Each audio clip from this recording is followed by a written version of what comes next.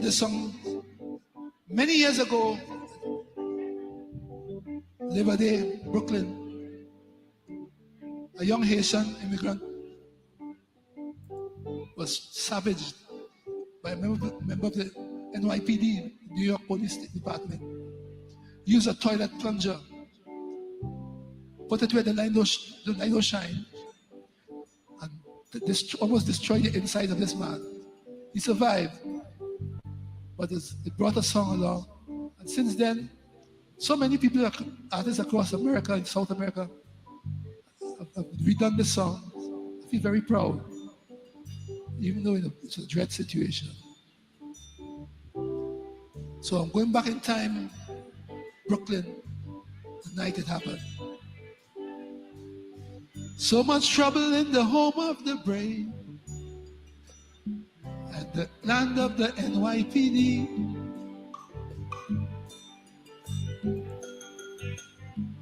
Am I an immigrant or am I a new slave, paid for old brutality? I don't think so. Or is it that life has lost its reason? They can't even blame the heat. They're moving like jackals in a hunting season. And the refugee soul is the me. I'm telling you, the immigrants are here to stay, to help build America. Oi, oi, oi, oi, oi. The immigrants ain't going nowhere. They're here for America. Oi, oi, oi, oi, oi. Fighting for a better life, fighting through the grunge.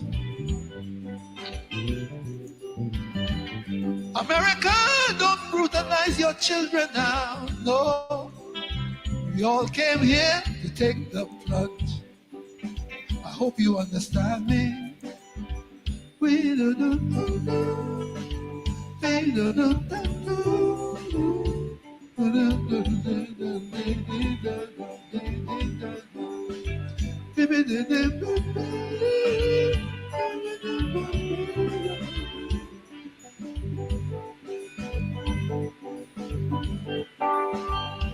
This city is now like a sweet soul calypso, a compa and a reggae.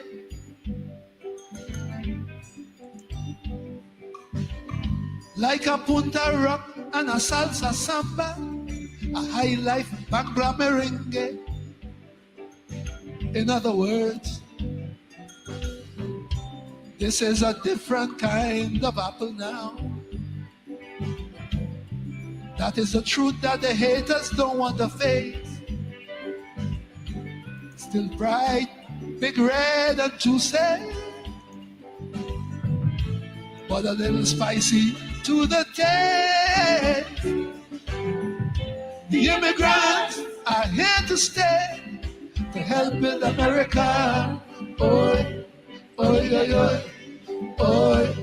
Hear me now. The immigrants ain't going nowhere. They're here for America. Oi, oi, oi, oi, oi.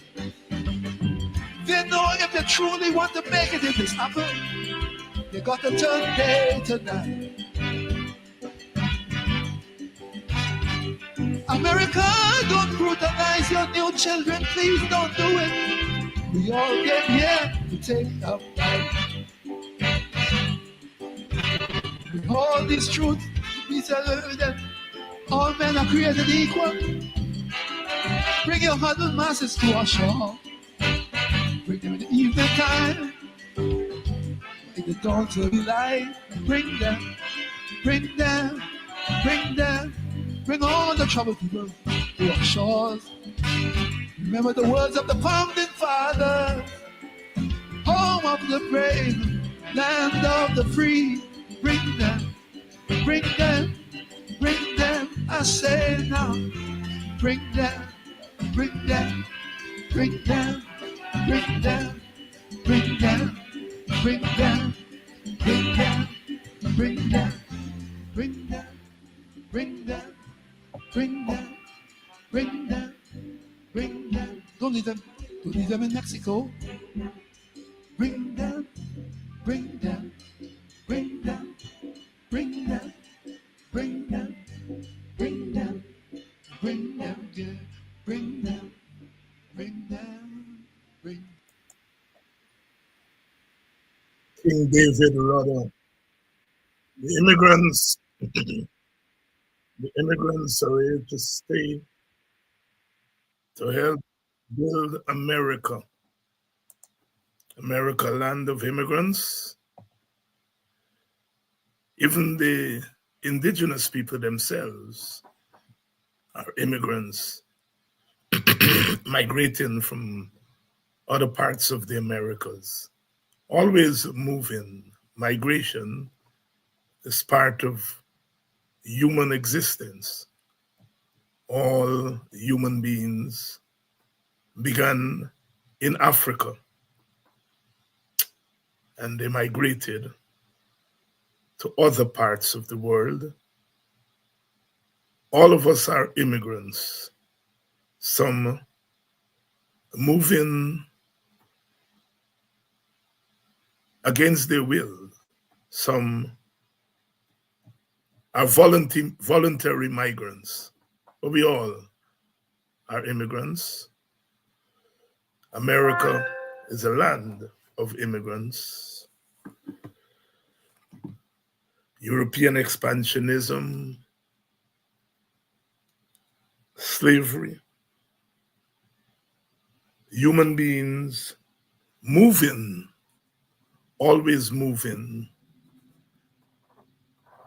in the struggle and the fight against nature. Good evening to all of you. I notice some of you are joining us from France. From France, good evening. Those of you from other parts of Europe, good evening and welcome to Politics 101. Those of you who are joining us from our Caribbean, welcome. Welcome to Politics 101. Those of you who are joining us from England, welcome to Politics 101 on a Monday evening. We're starting off the week. America, don't brutalize your new children. America prepares to enter a phase of uncertainty. The threat to mass deportation. Serious threat. Another time of reckoning for America. Another time of reckoning. Good evening. If you're joining us from Guyana, inside our country, welcome. And it's our country, it belongs to all of us. All of us. Whether we live outside or we live within the borders, we are all Guyanese, and we are all part of the Caribbean. Good evening to those of you who are joining us from Linden. Those of you who are joining us from the interior, Region 10, which is part of the interior, Region 9, Region 8, Region 7, Region 1. Welcome to tonight's edition of Politics 101. America, don't brutalize your children, your new children. We in Guyana are facing our own moment of reckoning as far as migration is concerned. People from across our borders, Colombia, Venezuela, Brazil, and maybe others coming into Guyana, migrating. People go where there is the promise of a better life. Our day of reckoning in Guyana. Our cry is not to brutalize our new migrants. Our cry is not to manipulate our new migrants, not to use them for partisan political ends, not to use them to try to steal an election. The issue is not the immigrants. I suppose, like America, the immigrants, most of them, some of them, maybe all of them, would become Guyanese in time to come. We ourselves are immigrants. Guyanese move into other parts of the world. So we cannot be hypocritical and say we're not welcoming immigrants. All we're asking is do not use our new brothers and sisters, do not use the immigrants for partisan political end. Welcome again to Politics 101. Monday evening, the first day of the work week for some people, although that's now become somewhat of a myth, because now every day is a work week, is a work day, sorry. Sunday to Sunday, as we say. Sunday to Sunday. Welcome to Politics 101. I would like to thank those of you who have contributed, made your contribution to our fund drive, and to say thank you. Thank you to those of you who have contributed thus far, and thanking those of you in advance who are yet to make your contribution. Every cent helps our program and helps the cause. A good evening. Well, as we went off the air on Friday, the GECOM held a press conference. GECOM held a press conference. The chairperson of GECOM, Justice Claudette Singh, along with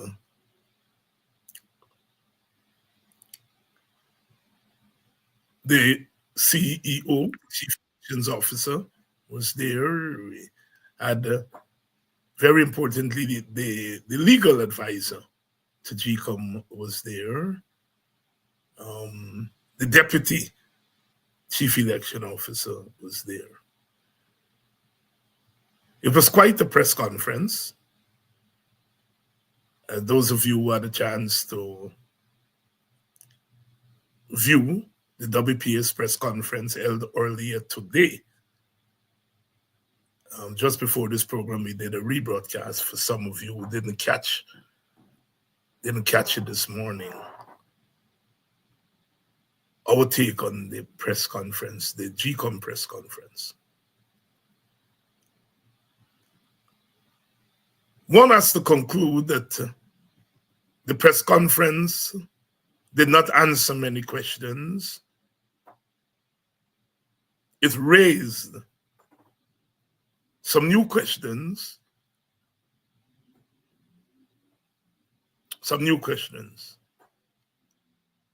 We feel that GECOM should hold more press conferences. GECOM is at the crossroads, as our country is at the crossroads. The integrity of GECOM is at stake. Lots of people, I'm sure, do not have much confidence in GECOM at this time. And GECOM has to convince the population that it is going to be able to deliver a proper, a credible election next year. or whenever those elections are called. It is critical. Elections all over the world are critical. Elections do matter. Those elections help to elect those who will govern. And who governs gets the opportunity to determine who gets what, when, and how. Elections are important. Elections are not the sum total of democracy, but it's a very important aspect of democracy. Elections have consequences. Those of us who live in the United States of America know exactly what I'm talking about. This Thanksgiving is not going to be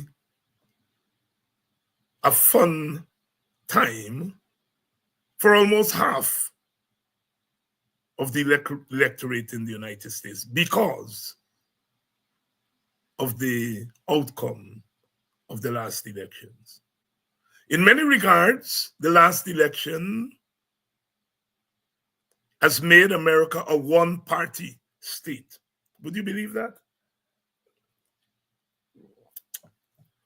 America loves to quarrel and curse other countries, former communist countries, for being one-party states. But America is now a one-party state. Not for the first time, eh? There was a time in the 19th century and early 20th century when America was a one-party state, the southern part of America. When you went to register to vote in the southern states, they didn't ask you which party you belong to. They registered you as a Democrat. The Republican Party did not exist in the South. The old Republican Party, the Republican Party of Jefferson, did not exist in the South. In the South was a one-party state. The Democrats, in those days, the Democrats were the reactionary party. The Democrats used to hold what were called white primaries. That is, only white people could have voted in their primaries. But they were a Southern party, the only party that existed in the South. That all began to change in the 1930s as blacks began to migrate from the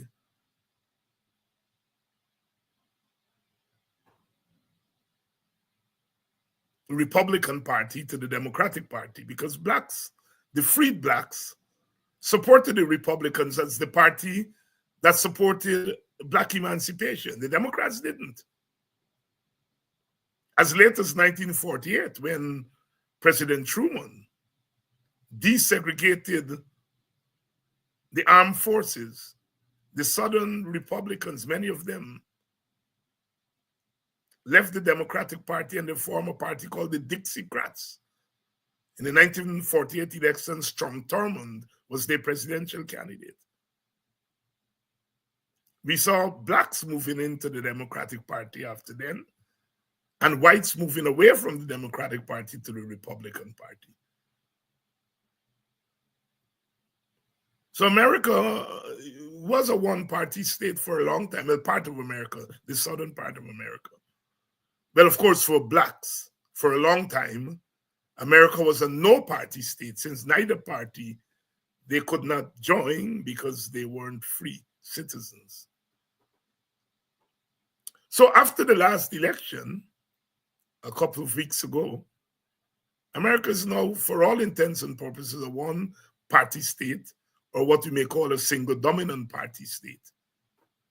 The Republicans control the House, the Senate, the presidency, a majority of the states, and the Supreme Court. You all think about it. Of course, they've done so via an election. The outcome of an election in America is a one-party state. Both houses of the legislative branch, control of the executive branch, control of the Supreme Court, and control of a majority of the states.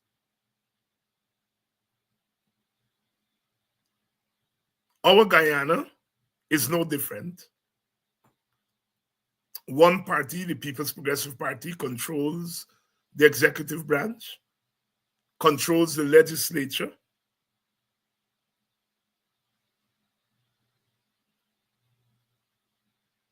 and while our apex court, of course, is the CCJ, the PPP has benefited from a lot of positive rulings at the CCJ. So for all intents and purposes, Guyana is a one-party state or a single dominant party state at best. I have to argue that a one-party state is not synonymous with democracy. Yet we refer to a country like Guyana as democracy, or refer to the United States as democracy. They are what we call formal democracies, in the sense that they are regular elections, the institutions work. That is what we call formal democracy or limited democracy. What is the outcome of that limited democracy? What does democratic election lead to? And that's where you move away from democracy. Because democratic elections in Guyana lead to dictatorial governments. You win the election in Guyana, you win everything. Control of parliament, control of the executive branch. You get to appoint judges.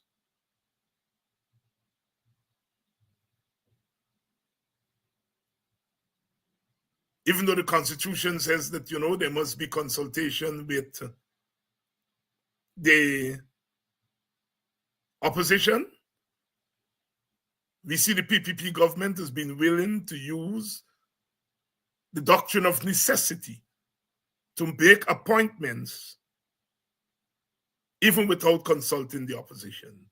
In the United States, there's such a thing called recess appointments. President Trump has to get through his cabinet members and other very important nominations. He has to get them through Congress, the Senate. But if the Senate refuses to conform, he can wait until Congress is out of session and appoint the people. They'll be acting, what's called recess appointments. The same thing the PPP did in Guyana. They appointed the Commission of Police without consulting the leader of the opposition. He's acting, but he's on the job. So when people tell you that because you have elections, that is the end, that is the sum total of democracy, oh no. That's formal democracy. You now have to move to substantive democracy. What does that formal democracy lead to? And formal democracy can lead to dictatorship. We are experiencing that in Guyana. And that is why GECOM must not play around with elections. And GECOM has been playing around with the conduct of our elections. The 2020 elections was a disaster from a GECOM standpoint. GECOM cannot look at the 2020 elections and say that those elections were properly and democratically conducted. It cannot look at those elections and say the outcome of those elections were arrived at democratically. No.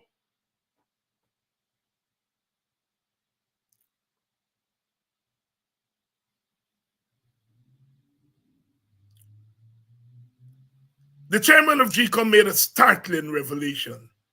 She said 8,000 names were flagged as people not being in the country at the time of it. 8,000. 8,000.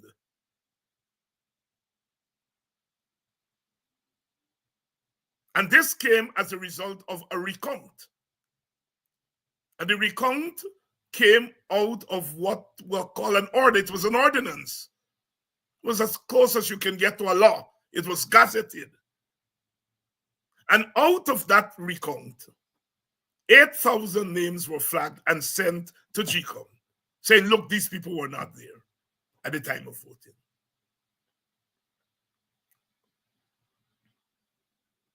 What did GECOM do? Initially, it sent the sample, a sample of those 8,000 votes. One sample was 205 votes. It sent it to the chief immigration officer. And he sent back and said, look, of this 2005, I found that 173 of these people were not in Guyana at the time of the elections. So somebody had to vote for them. 32 of them were here. That represented an 84.39% of the sample. 84.3, close to 85% of that sample. 173 of 2005 were not in the country. A second sample was sent. And of that sample, the chief immigration officer found that 99 of the people were not in the country at the time of voting. So, 173 plus 99, 272 people of two samplers was found that they were not in the country at the time of voting. If you send a sample, 2,205, 85% of that sample was found not to be, and there are 8,000 people. Mathematically, you could conclude that potentially 85% of 8,000 people might not have been in the country at the time of voting. That would be about 6,800 of the 8,000 that she said she had. That's a projection. That's a statistical projection. But we do not know whether it was more than 6,800 or less, because the Madam Chair did not send the rest of the sample to the Chief Immigration Officer. She did not. She held on to them. Not only did she hold on to them, she did not inform the CARICOM observers. She did not inform the other observers. Look, I got 8,000 names here of people who are accused of not being in the country at the time of voting. I sent a sample to the Chief Immigration Officer, and he found that 85% of that sample were indeed not in the country.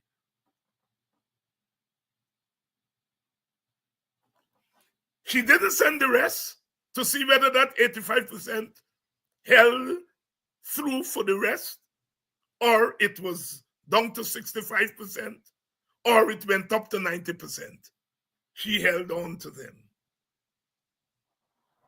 She didn't inform the media, I have them. She didn't inform the observers that she has this time bomb sitting there.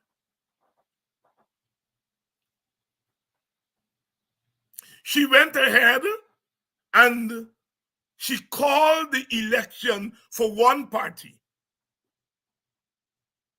knowing that she has potentially 8,000 cases of voter impersonation. That is almost 1.5 seats.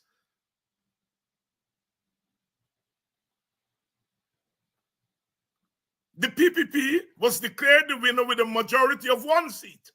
1 seat.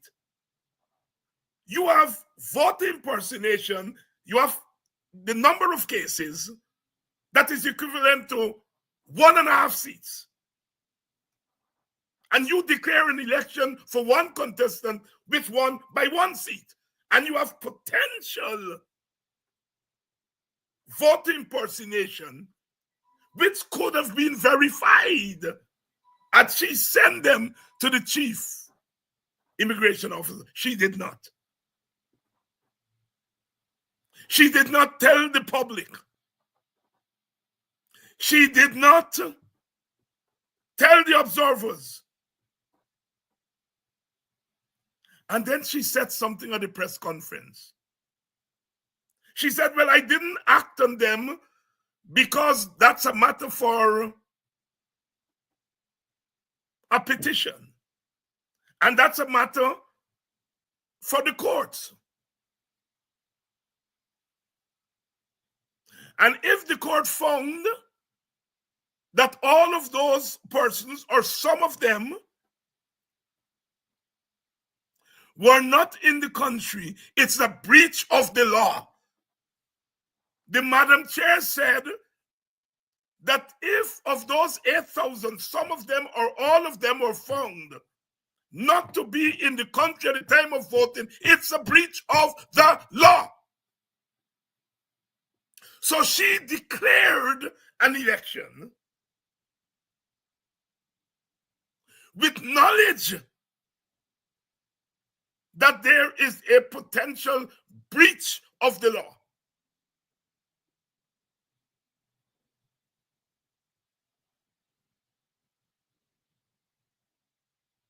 Why didn't she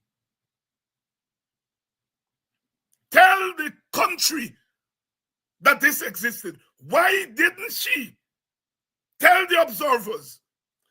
Those names came from the Order 60, the GECOM. They didn't come, nobody picked them up at the corner of the streets. Order 60 was like a law. It was not a substitute for law. An ordinance is almost like law. It was gazetted. But more than that, when the elections were over, after she declared the PPP the winner, and the petitions went and the petitions were thrown out, she didn't say, well, everything is over now. GECOM, let us do our internal investigation of this thing. No, she didn't. Even after all the story was finished, she didn't. Why she didn't? Sisters and brothers, it's called cover up. She covered up the fraud before the declaration of the election. She covered up it after the declaration of the election, and she's covering it up right now.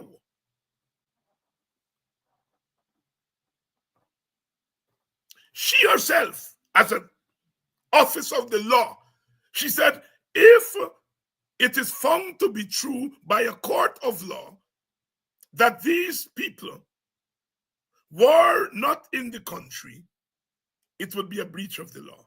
She said the commissioner would have had to go before a court if the petition had gone through and give evidence saying these people were not in the country. Well, he already gave evidence to something, while not the substitute for law, but is almost like a law, which is the Order 6, the recount. The recount was almost like a petition. The evidence from the recount was what was going to go to a petition. The court didn't have to go digging. The evidence was presented to GECOM. She, Madam Chair, would have had to go before the court and said, I got this list. I sent 2 samples. 1 sample came back and said 85% of the people are not in the country. She would have had to give that evidence. The immigration officer, the chief immigration officer, the commissioner would have had to give that evidence. Why not? You did not make this public. It was a cover-up of fraud. Cover-up of fraud. And the fraud potentially could have overturned the results of the elections, could have made a difference. Usually the court would say, look, there is fraud, but the fraud would not have affected the outcome. Well, this fraud potentially, more than potentially, high probability that this instance of voter impersonation would have affected the outcome of the elections. Cover up. That's what Madam Chair and GECOM have been involved in these last 4 years. The verbose Moutaprepe Attorney General asked for the list. GECOM gave him the list. He's the Attorney General. He got this list. This is the same Attorney General that urged the police to charge some GECOM officers and to charge some coalition leaders for attempting to rig an election by mistabulating the votes in Region 4. All right? So you now have 8,000 names of people who clearly voted or potentially voted that were not there. You have a sample already where the chief election officer said, look, of 2005, 173 were not here. Who made it possible for them to vote?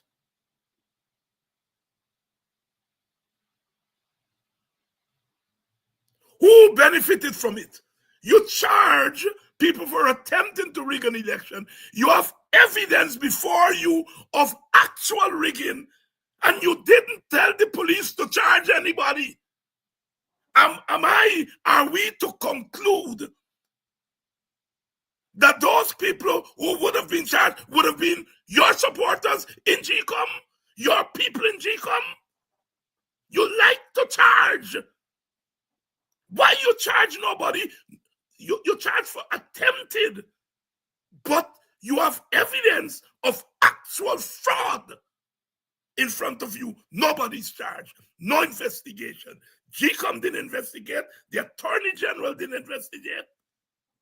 The Attorney General and GECOM, they need to be investigated by the police for covering up of fraud. Covering up of fraud is being party to fraud.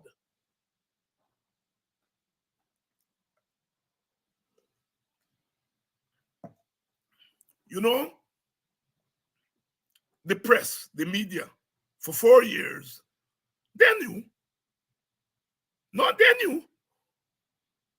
But they never questioned GECOM because the media jumped the gun and said the coalition was attempting to rig election and PPP win. So now, when faced with evidence that could overturn that narrative, they silenced it.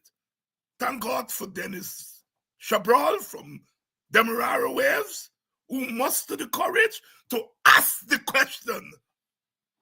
And he did, and look at the answer we got.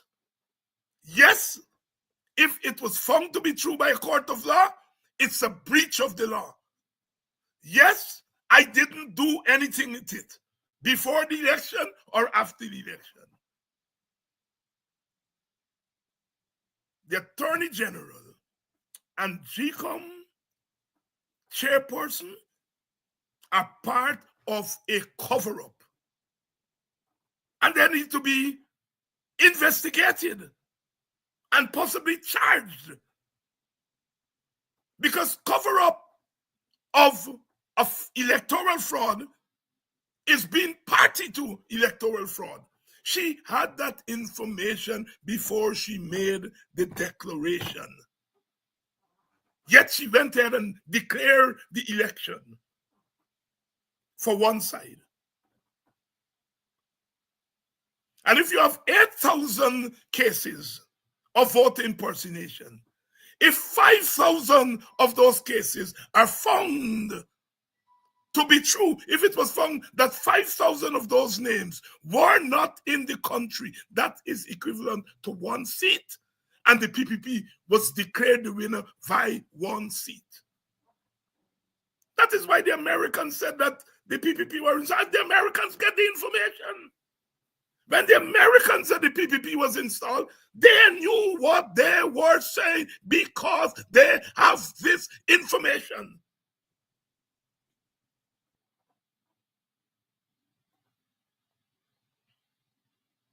But the story is not finished yet.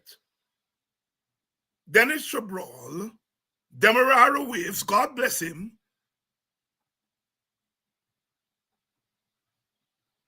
he asked about the 47 boxes that were found not to have statutory documents. Madam Chair said, yes, it was drawn to her attention. Yes, initially she put aside the 47 boxes. She said, don't include it in the count.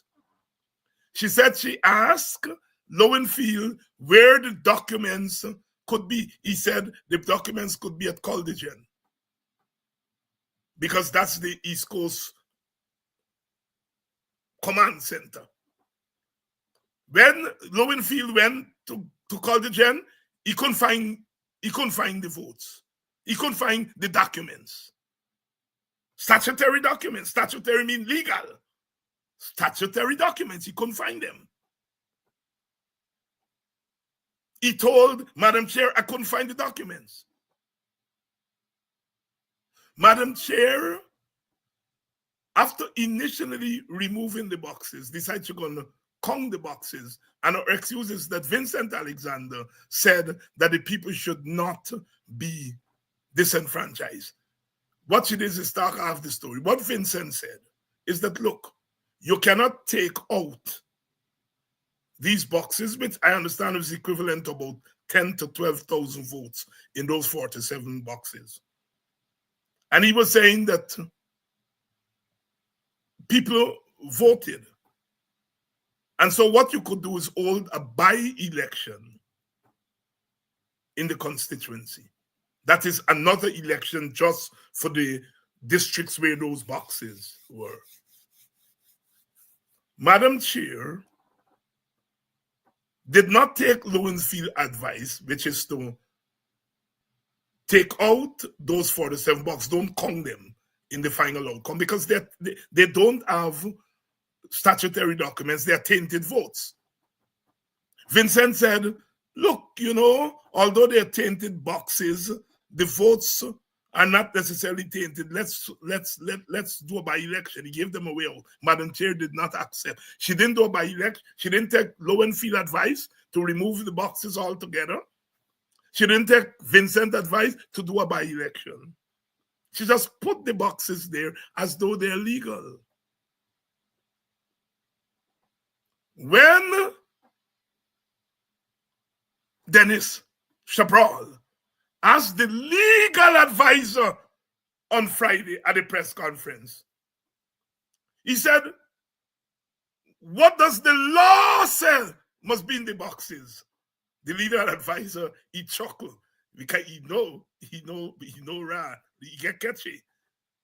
He said, the law says that these documents, especially what are called sensitive documents, should be in the boxes. That's what the law said. That's what the legal advisor said the law say. And if the law says that these documents got to be in the box, especially sensitive documents, then the absence of these documents from the boxes, means that there's a violation of the law. And Lowenfield was right. If the law says you have to have these documents, especially what is called sensitive documents, in the box, the law said that. And if the law said that, and the documents are not there, then the votes are not validly, they're not legal. Lowenfield was right. I'm not saying Vincent was wrong. Vincent was giving away out a compromise, and they didn't accept the compromise. But Lowenfield was right, because according to the legal advisor on Friday, the law said this, and so it was a violation of the law for the documents not to be there, and so it was a violation of the law to count those votes as valid votes. I'm sorry. Lowenfield was right.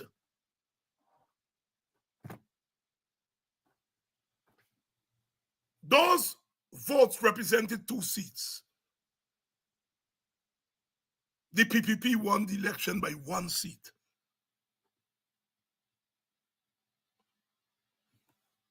The legal advisor said, well, we are now training GECOM personnel, and in the training, we are telling them what documents need to be in the box. Post-mortem can't bring back data, you know that. They are correcting fraud after they use the fraud to declare the election. Who took those documents out? Were they intentionally taken out? If at some point the documents were supposed to be at Caldigen, who removed them from Caldigen? Where are they now? Somebody burned them? Somebody threw them in Mica River? Somebody buried them somewhere? Where are those documents?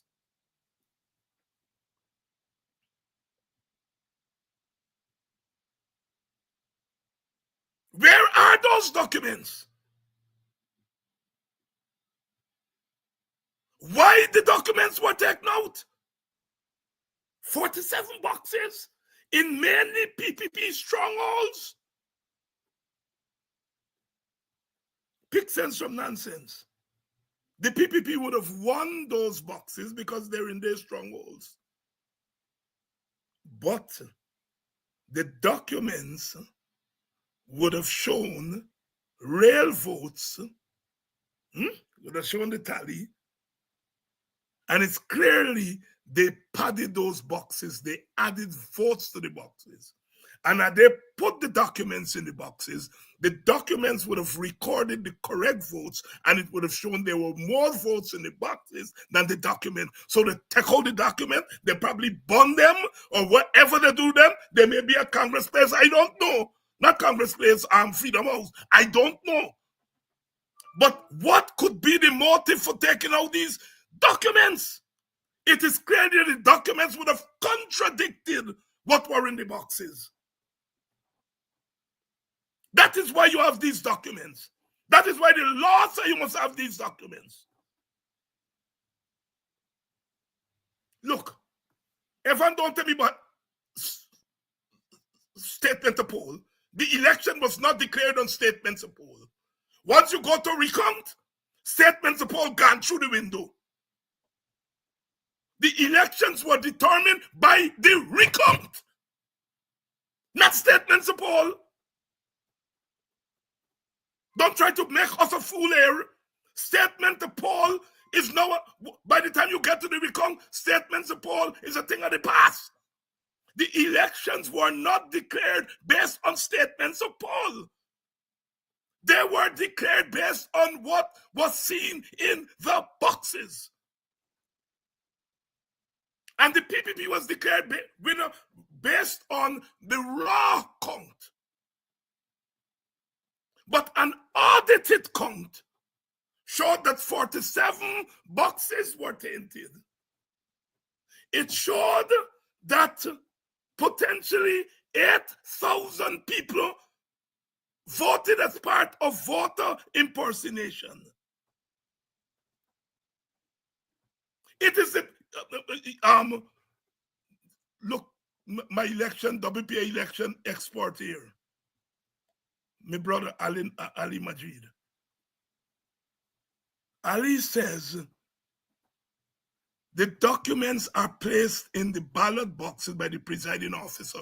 Why Nandlal didn't go hold on from the presiding officers in those 47 polling places and put them before the court? Did the presiding officer put the documents in the boxes and somebody take them out? Or did the presiding officer not put? So whoever presided was of 47 boxes engaged in electoral fraud.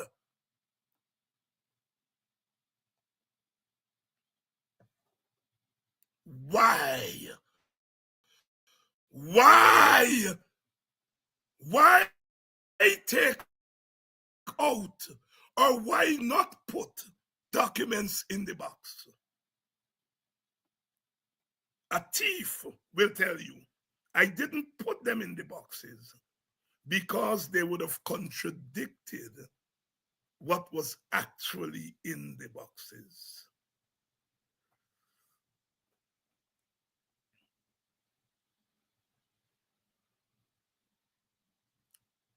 Electoral fraud occurred at the 2020 election. If the PPP is saying that there was an attempt to rig the elections and they have SOPs to prove it, the coalition were saying and are still saying that there was actual rigging, not potential, not attempted, actual rigging of the elections because 47 boxes did not have statutory documents, which was a breach of the law. 8,000 names were flagged as potential examples of voter impersonation. The police, the police, immigration said in a sample of 2005, 84 point something percent was not in the country. So what the coalition is saying, we saw actual fraud. We saw actual fraud, and our evidence is the empty boxes, meaning boxes without SOPs. Our evidence is these people who are not in the country, and the police say it's true. We are not. What the coalition people did is that they went and they did field work. They took names. They took maybe a sample. I don't know how they did it. But they took these names and they went and checked. They went and checked. And they found that these are names of people who weren't here. They didn't get it 100%, but they get it 85%. And if they were able to present 8,000, as old people say, where that come from more there? Where that come from, there is more. Those of you who don't understand Creolese. Where that come from more there? I rather suspect there were more than 8,000. There are more than 8,000. Where you come from more there?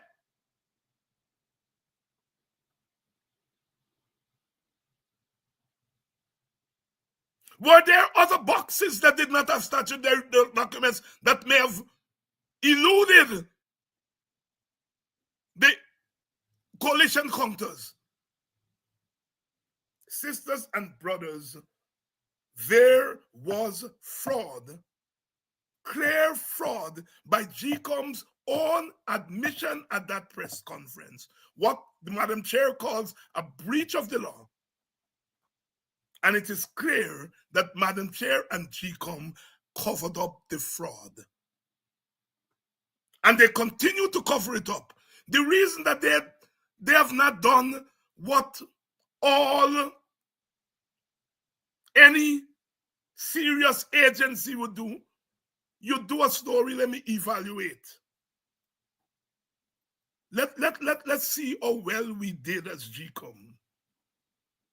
Boy, did we pull this off right. What went wrong? What went right? The chairperson and the PPP commissioners have repeatedly and stoutly refused to do an investigation. You know why? Because if GECOM does a review and an investigation, it would reveal these instances of fraud and maybe more. And while GECOM can't charge nobody, that would be evidence that elections were stolen and evidence that people, the human element, was part of it.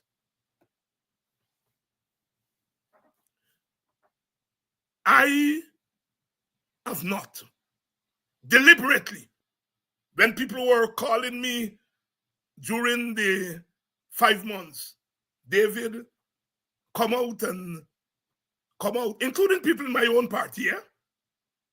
Come out and condemn the coalition for rigging this election. I said no. The WPA said no. Let us wait. Let us wait and get the fullness, as Rastaman would say. Let us wait and get the full citation. And up to this point, the WPA has not said who won the election because we do not know. What we know is that there was fraud. That we know because the evidence is full in our faces. So we did not. I have not. I know a lot of people on this side say, well, the PPP rigged the election and the coalition won. I couldn't go down that road. Nor could I go down the road and say, they see Mingo with a bed sheet and so that means PPP win. I couldn't do that. We in the WPA couldn't do that, and we didn't. And we are perhaps the only party who did not call the election one way or the other. And now we are hearing from GECOM that the ammunition for fraud was there, buku. Habar. Buku. And you know Creolese will know what I mean by habar. Buku. Doro. In case you had young people and know Creolese, you are learning some tonight. The evidence was there, doro, plenty. That's what it means. Enough. Habar, enough.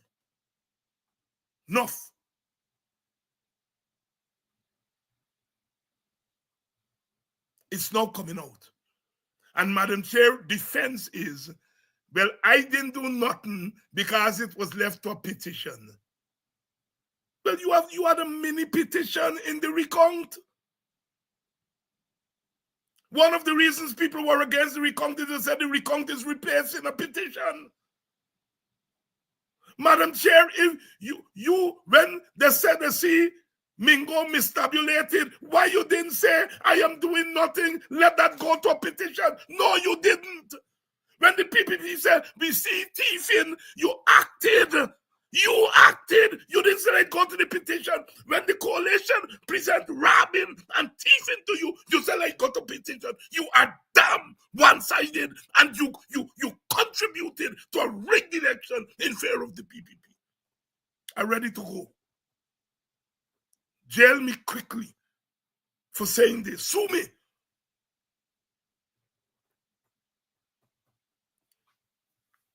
Once I do your mouth,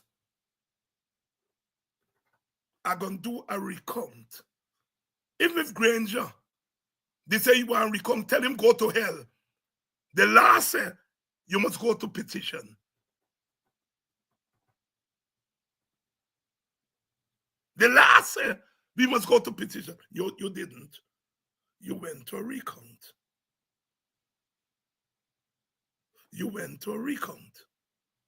When the other side present thorough evidence, boko evidence, habar evidence, you say, let's go to petition. How the hell can you sit there and say you were being fair? No, Madam Chair, I have respect for you as a judge.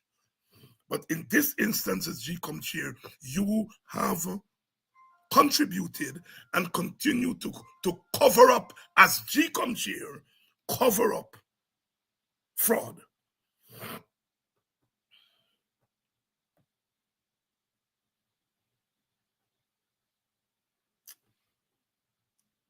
That is why this election coming,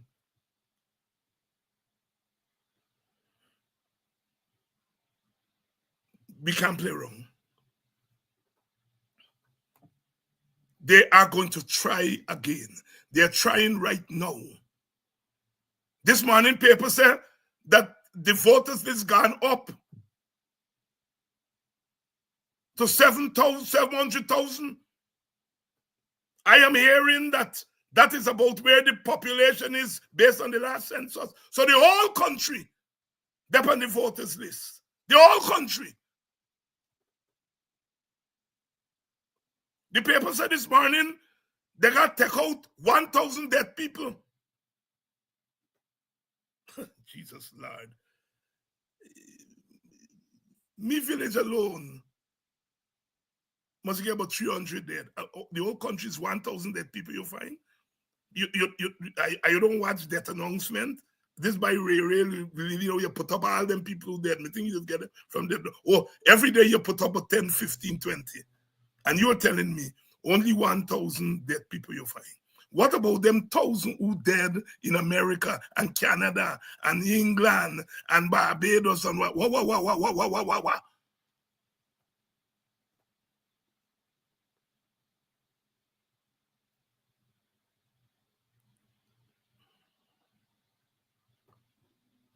Sisters and brothers, this is serious business. And all you have to treat it seriously. You know, one of the things I love Guyanese, and you all know that. But one of the things I get vexed with all you for. I don't take too long, especially black man. You all just take too long to understand the seriousness that is facing. Things that's got to happen. People just got beat at you before you realize you're all getting beat. When a man come in with a whip and he coming menacingly towards you, and then me come from, you must go for beat somebody. A man with a whip watching you with blood in the eye, and you still do not believe that he come in for whip you. You wait till he meet there and bust your ass, and then you say, oh, Jesus Christ. We make that mistake a lot as black people. I'm not saying that the other ethnic groups don't make it, but I think black people make it more. We just can't forget we are Scott before we realize that we are Scott. Because we always believe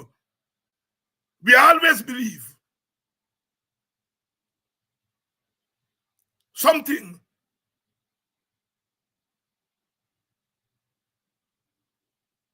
These elections, the reason the PPP and the chair are so adamant, no biometrics, all kind of thing they're putting up, all kind of barriers. time, money, constitutional reform.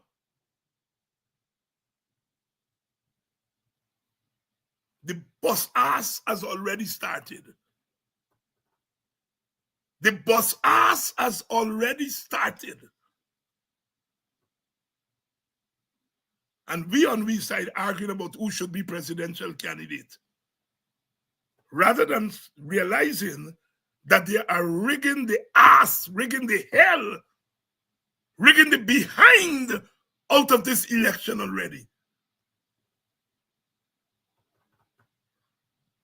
A man get a cutlass in your hand and say, I'm going to cut your neck off. I'm going to cut your head off. And you say, nah, man, a joke you make. Nah, man, a joke you make. Give me $100,000, man. And he put $100,000 in your hand and then chop your head off. Spend that $100,000 now. Spend them now. Spend them. Spend them. He cut your head off. And that is what the PPP is doing, is cutting our heads off and giving me $100,000 and be. They cut your head off and use your head. Use your head as a vote. Give somebody your head and say, vote for him. Vote for she. We got to get serious. We have to get serious. If after you all listen to me tonight and you all do not realize exactly what happened in 2020, yet the narrative out there is that the PNC attempted to rig the election. And everybody running around the place repeating that. SOPs, where the SOPs? I don't want to tell them where the SOP there. The elections were not determined by SOPs. Lyndon Wright, you're quite right, Lyndon. When you get, I have not, look, and I don't even know why some of our people even agree to that nonsense. You cannot have polling stations in people's private houses. You put in polling station in people's bedroom. Sisters and brothers, are we depanam? Are we depanam? We have to realize the seriousness of this. And we have to fight. Fight. And when our leaders are going to throw in the towel, I notice some of you all cussing Granger, and you're all right. Because, anyhow,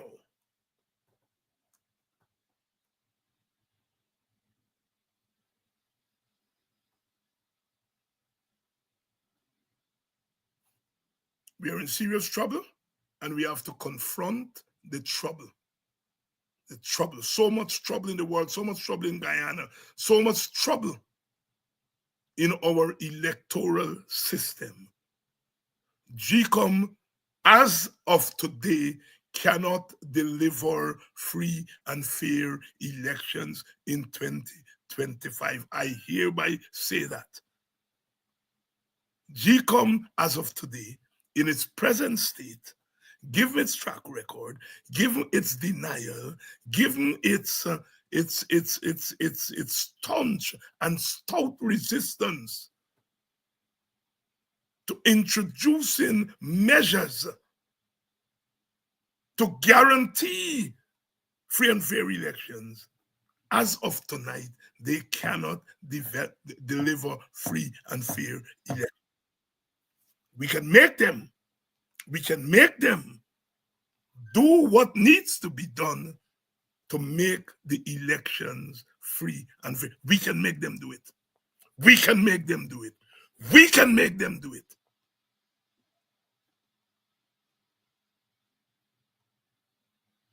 You all have to decide. Thank those of you who have made your contribution. And those of you who have not made your contribution, please do so. Please do so. Please do so. We have this cause. We have to continue this cause. We have to continue it. And we have to recognize that this cause calls for all kinds of action, including keeping our media, keeping our forums going. Had it not been for these forums, had it not been for these programs, we would have been buried 40 feet under already. So you all please support these forums. I'm making a pitch for this program, but I'm making a pitch for this program, I'm making a pitch for all programs to keep them online. You know, we live in a world in which everything has a cost. Nobody will allow us to do these things free. Free. Everything will go up, including what it takes to host these programs. So please make your contributions, and more than that, prepare to put on all your boots to ensure that the elections are free and fair. I love you all. I must. Love begins at home, like charity begins at home. And together we can do this thing. We are. Until tomorrow. Until tomorrow. Same time, same place.